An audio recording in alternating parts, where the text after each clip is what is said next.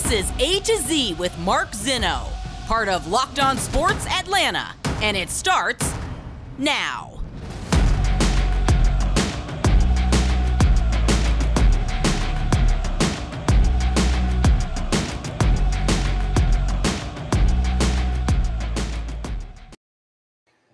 Good afternoon. Welcome to A to Z here on Locked On Sports Atlanta, where today I tell you the only thing we can measure is progress. Welcome in.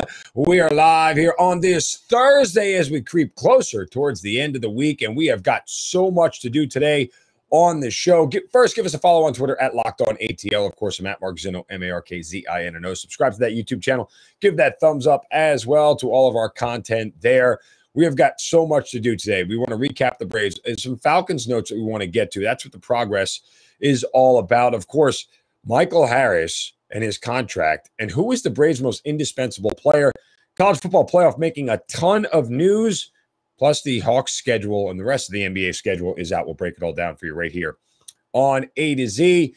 As always, appreciate the love and support of Locked On Sports Atlanta. Let's get right into it. Last night, it was the Mets and the Braves once again, and it was Max Scherzer getting the better of the Atlanta Braves as they win the game 9-7. And crazy that there was more scoring in the last 3 innings than there was in the first 6. But nonetheless, you know, sometimes games go that way. And Jake Odorizzi was not impressive on the mound last night. Managed to go 5 innings, gave up 8 hits, 5 runs, gave up 3 home runs in the process. So needless to say, not exactly what the Braves wanted from Odorizzi. But we talked about this yesterday and kind of coming in, you know, after you get away from some of the top starters, what are your 3rd and 4th and 5th starters looking like, and how well can they pitch? I mean, I keep likening this series and this week against the Mets and the Astros to a playoff series. Braves took the first 2 at home.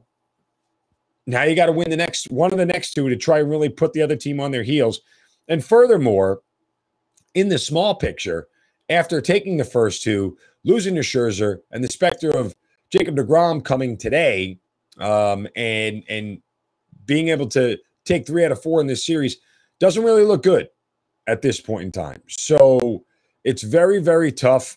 Max Fried is going to get the start tonight, which is what we anticipated after he comes off the concussion IL. So you get big on big, which is really good. And deGrom has been fantastic in his 3 starts. So it's going to be a great pitchers matchup, theoretically, although you could argue, at least in the first 2 games, it was a one-sided matchup, to say the least. But, you know, look, this is a guy who, what are we talking about here? 16 2/3 innings, has struck out 28 batters.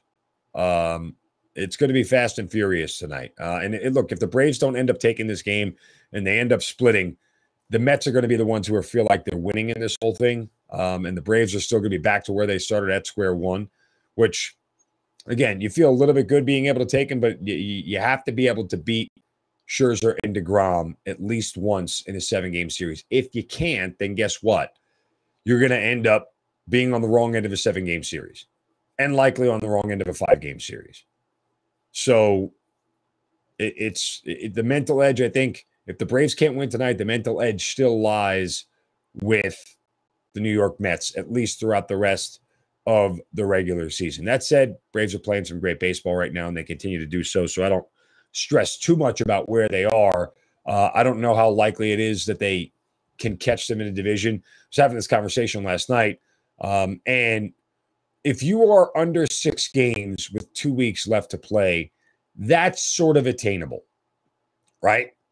It's sort of attainable. Like over the course of 2 weeks, you're probably going to play 13 games, right? Any given, you know, maybe 12 or 13 games, which means you need somebody to go 8-4 and the other one to go 4-8, which are both very realistic. It's not like incredibly impossible to do that. That's 666 baseball and 333 baseball over the course of 2 weeks. And that can erase a 6-game deficit. That's really what it boils down to.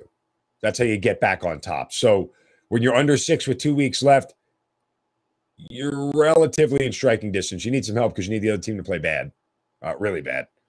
But if you get into that range where somebody goes 4-8 and the Mets go 4-8 or 5-9, and you do at least 8-4, you're going to be right where you need to be to catch them. So that's where that is. All right.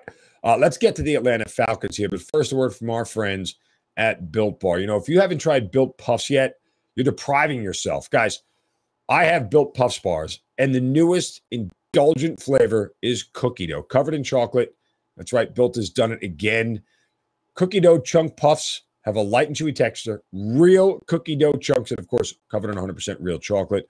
All the joys of eating something sweet and something tasty without the hassle of making it. Plus, it's healthy for you. 15 grams of protein minimum, only 160 calories. Run to Built.com to snag a box for yourself and the family. It's a perfect treat. You can really find a good hiding place for these, or just hoard them for yourself. Totally up to you. Like all Built bars, the new cookie dough puff is covered in 100% real chocolate. It means they're healthy and tasty and good for you.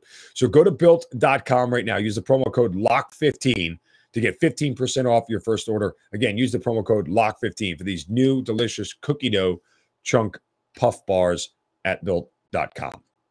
Okay, so the Falcons are getting set to take on the Jets in practices. They're actually going to head up to Florham Park, New Jersey. Is it tonight? Today after practice, I think it is, for practices on Saturday and Sunday before they have the game on Monday. Or is it Friday? I think it's Friday and Saturday with an off day, and then they'll have the game on Monday. And, one of the things, and this is important about measuring progress, one of the things that Arthur Smith talked about, at least leading up to this in the joint practice, was referencing their lack of preparation last year for the week 1 opener. And the part of doing these practices is that obviously you get to go against another team, you get to hit somebody else, you get to try to game plan a little bit, try to, get more specific with your installs and things of that nature, and really try to see who can match up against an opponent. I think the Jets present some unique challenges. They got some great guys up front on their defensive line, so the offensive line, and those guys who are fighting for jobs are going to be tested. And this is a spot where, you really get a chance to measure where guys are when you have these joint practices. Because guess what? Again, the games are going to be fairly vanilla, and you're trying to just get the X's and O's down. I don't know that there necessarily is anything in the game you can glean. And I don't, as I've said repeatedly, I don't look into games to get anything out of them. Just don't get anybody hurt, right? Getting hurt at practice, it happens. Getting hurt at joint practices, it's always going to happen. But the games, you have a certain measure of control where you don't need to get anybody hurt. And look, the Falcons defense is going to go up against a veteran quarterback in Joe Flacco, not a young one in Zach Wilson. So I think they're going to be tested as well. But it's one of those things where Arthur Smith, talked about not being ready for the Eagles last year. This, I think, is something that's measurable in the preseason. What is the measure of progress? How much more can you show that you are ready to play regular season football than you were the year before? And I think that's something worthwhile measuring. I think it's something that absolutely you can quantify and see fairly easily. I think that it's a chance for Smith to really put a stamp on a direction in the organization. They got embarrassed last year in week 1 against Philadelphia. Did not look prepared. And now I have a chance to go up against their division rival in week 1 in the New Orleans Saints. And taking a more aggressive approach this training camp, Arthur Smith is hoping that he will end up seeing the benefits of that in week 1. Because remember, this isn't the only joint practice. They're going to do another one with Jacksonville prior to that game. And so there is so much about, doing this whole process, I think, that is fair and measurable for this team, that I'm curious to see how this plays out, not only in the game against the Jets, but as you start to build forward. Can you see a difference in preparation for the game against the Jets and execution? Same thing against Jacksonville, leading into the week 1 opener against the New Orleans Saints. I think all this stuff comes together, and it's cumulative. And coaches talk about that all the time in training camp. Everything compounds. You're trying to build and stack on top of a good workout after a good workout after good practice after good practice on top of one another, week after week, as you get ready for the opener of the regular season. Arthur Smith hopefully learns from the lessons last year, trying to amp things up this year. Let's see if it pays dividends in week 1. All right, coming up next. Who is the Braves' most indispensable player? Not who you think, at least according to one source. Plus, college football playoff circling the wagons to do exactly what Live Golf did. That's next right here on A to Z on Locked On Sports Atlanta, free on YouTube and wherever you get your podcast. Search Locked On Sports Atlanta.